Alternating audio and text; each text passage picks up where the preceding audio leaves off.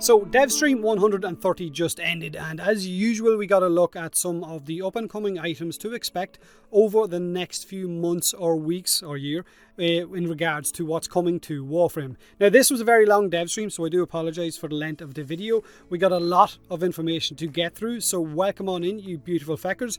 How you all doing? This is Grendel, our chunkiest, rolliest, jiggliest Warframe, Kung Fu Grendel, the dad bod that so many of us aspire to have. Jiggly old belly and the ability to eat as much as you want, spit stuff out and roll around on the ground. I mean, it's fucking paradise.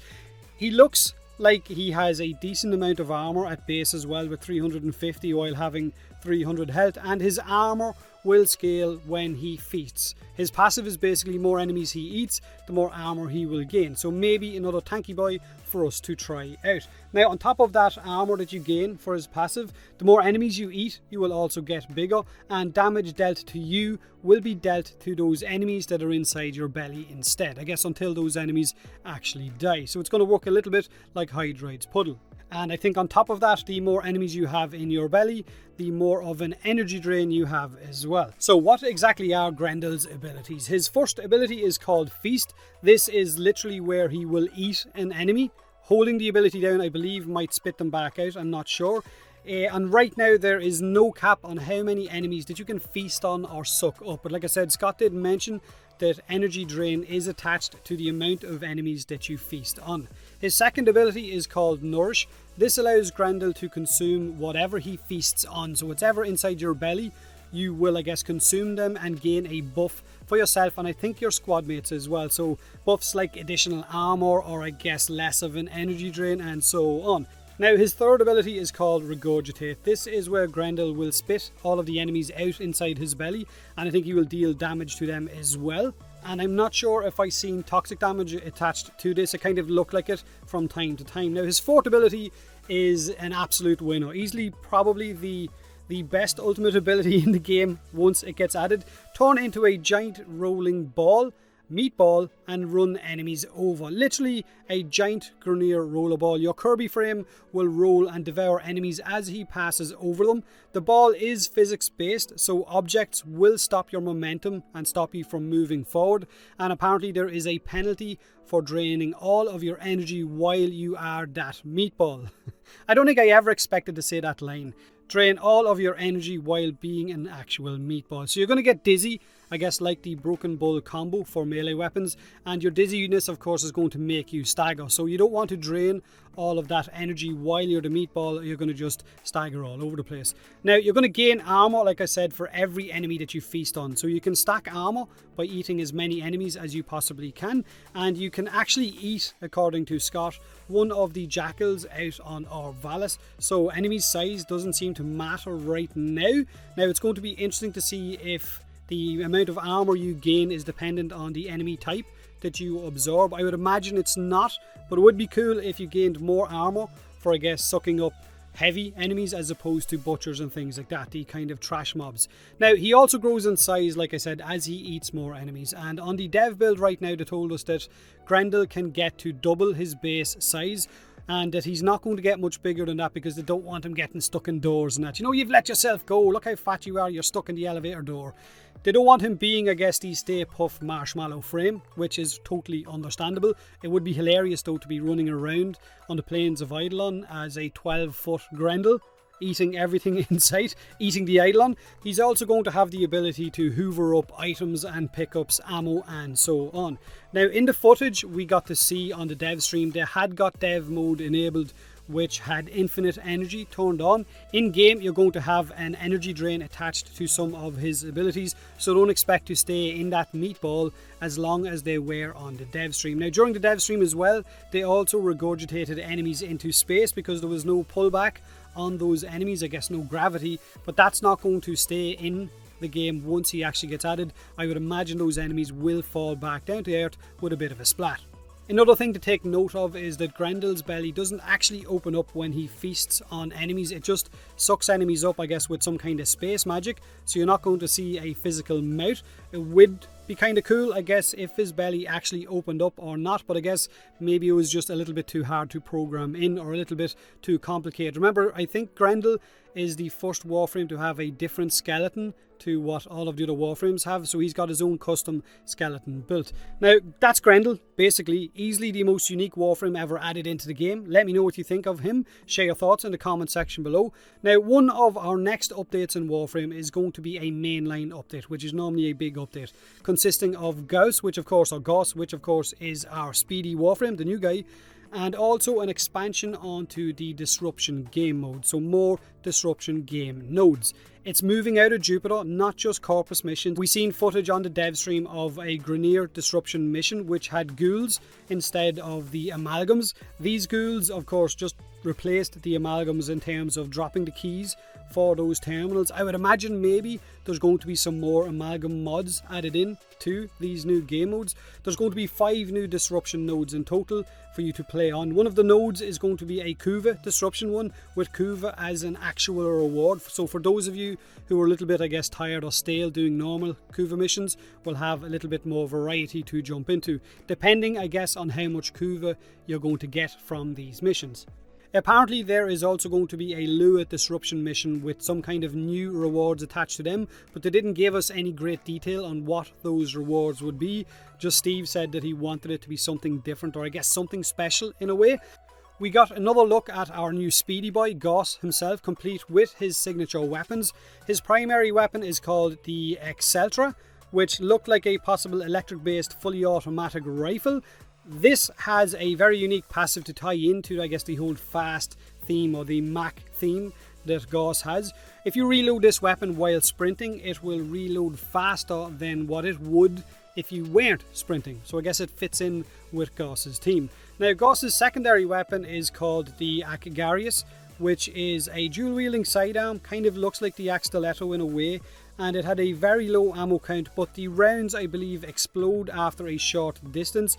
Probably going to deal self-damage, so insta dead, right? We all love self-damage weapons. But we were told that Gauss will be released much sooner than Grendel. They're not going to be released at the same time. He's closer along in development, almost finished, but Grendel isn't ready yet. Gauss won't be released with a quest as well, which is no real surprise. We haven't had one in a while.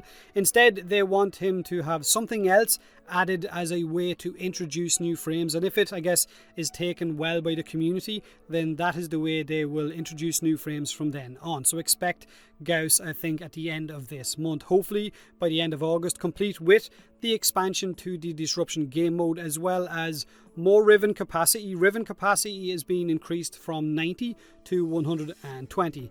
Now, with Sentinel Rivens apparently are also going to be added, but these Sentinel Rivens can be bought off Samaris and won't dilute the Riven table that we have right now, so you have to buy them. They won't be mission or sortie rewards. So I guess now would be a good time to start saving up some of that Samaris rep if you want to get your hands on a Sentinel Riven. Now, Gauss kind of looks like he's got no feet. Kind of looks like he's sprinting on peg legs, and that's all I can really see now. Do you know that pirate out of Family Guy? The guy with the wooden peg legs and arms? Literally all I see whenever I see Gauss sprinting across the plains of Eidolon. Now, we got another look at the Shawzun, which is the musical instrument with Gauss plucking away on the strings. For any of you excited to, I guess, make music once that gets added. No idea when it's being added yet. Maybe with that mainline update at the end of this month. Now, we got more information on Railjack or Hyperion. Basically, a lot of information. We know there is going to be plenty of weapons for our Railjacks to research and then to test out, as well as engine variants and so on. So a lot of customizations, not to mention the visual customizations. They're fucking tripping on that. Not to mention the visual customizations that we can add as well. I know I'm going to see a lot of pink Railjacks, right? I'm sure we're going to see pink Railjacks zipping all across space. You're going to be able to get modules to fine-tune your power management, from weapons to engine power and so on, repairs as well. So Railjacks are going to function in a different way to what Warframes and weapons are in terms of how we actually modify it. There isn't any particular mods as such, you know, like for health and shield and so on, for what we have with Warframes, or serration for weapons and so on. So we're going to be able to upgrade weapons differently, kind of linear, I think is what Steve said, by spending resources that you'll be able to get by farming the game normally. Now you could see that Railjack in the dev stream had 100 energy to spend on these modular items to upgrade your ship, and some of these items had a higher cost than others. Like one of them had a cost of 60 energy and another had a cost of 40, which kind of means that you could only equip both of those because they would consume all of that 100 energy. So you're going to have to mix and match and choose which modules you want to actually use. And of course we're going to be able to find modules in missions that would give you maybe a rank 1 or 2 version of that module that could give you, as an example, +5 speed. But then you could turn around and find a module that would give you +7 speed, which would be rarer but much better, but might also cost more energy to have it equipped. So there's a lot of customization and choices for you to make in terms of how you're going to power up your ship. But you can change all of these modules on the fly as you're kind of flying around. They're not locked in once you start a mission, and you can bring the menu up and just switch it yourself. So in general, our Railjack upgrade system is something new to the game and doesn't exactly follow the normal way of things for us. So I can't wait to see how well it works, or maybe how well it doesn't work, because if it works well, it could be a way for them to implement this kind of system with other things already in the game. Now we also know that our Railjack will have its very own crew, and the crew will have their very own specializations in regards to what they bring to your ship. The crew that you can recruit or fire different members, you can interact with them, and basically the crew, according to Steve, is going to make your ship feel like it's got more of a soul, feel more alive. They also mentioned how we could possibly recruit a syndicate crew member who could possibly have a bonus to damage or something like that to your Railjack. So if you're in good standing with someone like Steel Meridian or Red Veil or whoever, you could recruit someone from that syndicate to come into your ship, and they would have a specific bonus attached to them. During the dev stream, we also got to see the Railjack stealthed, and apparently when you leave your Railjack and fly out into space in your Archwing and turn around, your ship is completely invisible. Now I know I'm going to totally lose my ship if it stays like this, if you can't see it as clearly, I guess, as I want it to be, slowly floating away through space, swearing at myself for making my ship invisible, because now I can't find it and I'm going to fucking die. We were also told that Railjack is going to be rolled out bit by bit, faction to faction. So first off, it will be Grineer missions only or Grineer faction only, with other factions rolled out shortly. We were also told that Railjack is apparently going to be rolled out by faction to faction. So first off, it will be released with Grineer missions only, or the Grineer faction only, with other factions rolled out shortly after. So your dry dock will be released, the ability to build your ship, a small amount of Grineer locations, asteroids, capital ships, fortresses, all rolled out bit by bit. Then, of course, they're going to start rolling out the other factions. Graphically, Empyrean looked absolutely amazing in the dev stream, as it did on previous showcases as well. The asteroid base, I think it was Fortress Dave or whatever the hell that was. Watching Rebecca switching modules during combat with the enemy ships looked really promising. But let me know what you think of Empyrean, of anything else that you've seen that you liked during this dev stream that you hadn't seen before. Share your thoughts. Now, another item we got to see was the Equinox Deluxe skin, which is very medieval styled, or as Steve pointed out, kind of Skyrim based visually, even some kind of an MMO like Warcraft or Final Fantasy. Now I kind of wonder what style of deluxe weapon will be rolling out with this Equinox skin. We also got a fresh look at Ivara's deluxe skin, which I know a lot of people didn't really like the look of because it looks more, I guess, like Gara than anything else, but the bow does look pretty damn awesome, so it does, and I kind of liked the colours on the deluxe skin that we seen this time around. Now, the dev team did joke about how at Mastery Rank 30, the beta tag comes off Warframe and end game starts, and honestly I kind of died a little bit, but apparently we're going to be getting new Mastery Rank badges pretty damn soon, which kind of looked cool as well. Nightwave Season 3 will probably be extended just a little bit to allow everyone to get all of the items, and I plan on it ending with a little bit of a bang or some kind of surprising throwback. That's their words, not mine. A throwback to Digital Extreme's early days. So whatever that is, we have no feckin' clue. Maybe something lore related to Warframe early on.